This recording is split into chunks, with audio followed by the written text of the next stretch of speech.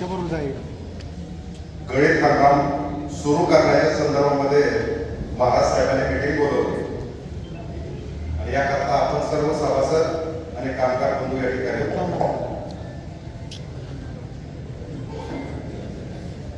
खरं ह्या सगळ्या चर्चा ऐकल्यानंतर एक लक्षात आलं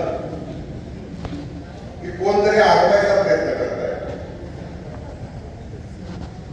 आणि संतोष आणि चेअरमनच्या सगळ्या बारकाव्याने सगळं ऐकलं. संतोष अतिशय कारखान्यामध्ये अतिशय आता हुशार झाला आहे, सगळा अभ्यास झाला आहे. ज्या ज्या घटना घडल्या त्या अतिशय व्यवस्थित पद्धतीने मांडल्या.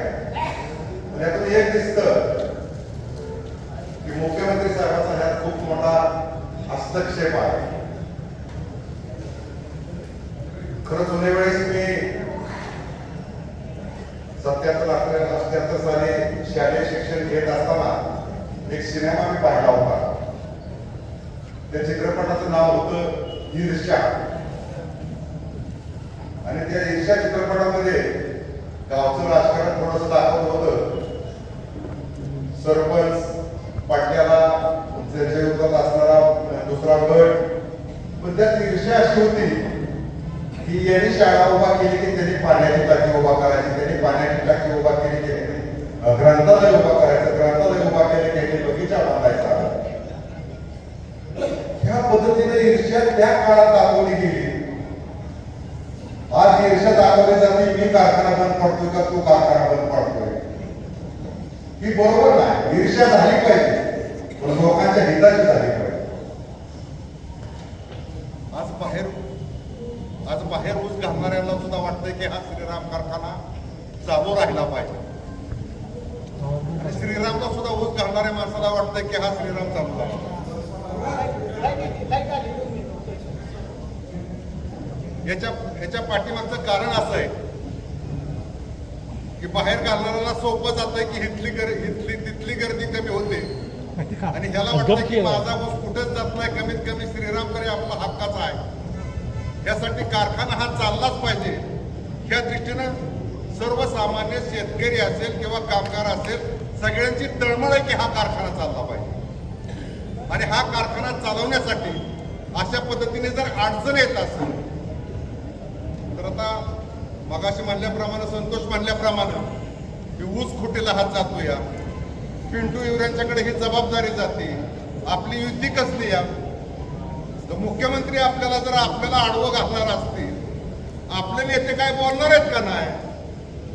आज आपण फलटण तालुक्यातलं राजकारण बघितलं, सातारा जिल्हा परिषदचं राजकारण बघितलं.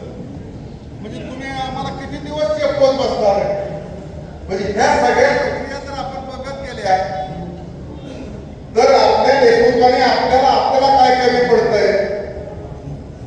शब्द टाकायला तिथं आम्हाला 100 कोटी रुपये पाहिजे आम्ही तुमचं 5 वर्षात आम्ही नेल करून देऊ. मग असे वैभव म्हणल्याप्रमाणे आम्हाला 200 रुपये कमी नाही. खरोखर आपण हा कार्यक्रम 5 वर्षाच्या आत जर एवढीच रक्कम असेल जे तुम्ही परिपत्रक वाटलंय तेवढीच जर रक्कम असेल तर 100% म्हणजे आज तुम्ही कर्जमुक्त केलाच केला. पण ही किरकोळ जी राहिलेली शेतकऱ्याची जी काय शेअरची रक्कम काय असेल बाकीची काय रक्कम थोडीफार असेल 5 वर्षाच्या काळामध्ये अतिशय किरकोळ आणि खूप मोठा चांगला करार केला होता. जेव्हा का सोडून गेले आपल्याला सगळं राजकारण माहीत नाही, परंतु त्यांनी हा कारखाना 10,000 टनी करून आपल्याला हा संपूर्ण कारखाना मोकळा करायचा होता. त्यांना आता सोडून जायचंय. त्यांना जो काय टाइम बसणार आहे तो मला बसला तरी चालेल. त्यांच्यावर कोणाचा दबाव आहे काय आहे हे समजत नाही. परंतु सोडून जात असताना त्यांनी अशा पद्धतीने करार केला. सोडायला नव्हता पाहिजे, झालं ते झालं. पण पुन्हा जे केलं, पुन्हा जे राजकारण घडत गेलं ते होता कामा नये. हा सर्वसामान्य माणसाच्या हिताचा प्रश्न आहे. जर तुम्ही आडवं येत असेल तर आडवं येऊ नका. लोकांचा हा प्रश्न सुटला पाहिजे. महाराष्ट्रात कुठल्या परिस्थितीमध्ये हा कारखाना चालूच झाला पाहिजे अशी सगळ्यांच्या वतीने मी विनंती करतो. आम्हाला जे काम लागलं आमच्या तुम्ही जी जबाबदाऱ्या टाकतात त्या आम्ही समर्थपणे पेलू एवढाच हा शब्द देताना थांबतो. जय हिंद, जय महाराष्ट्र.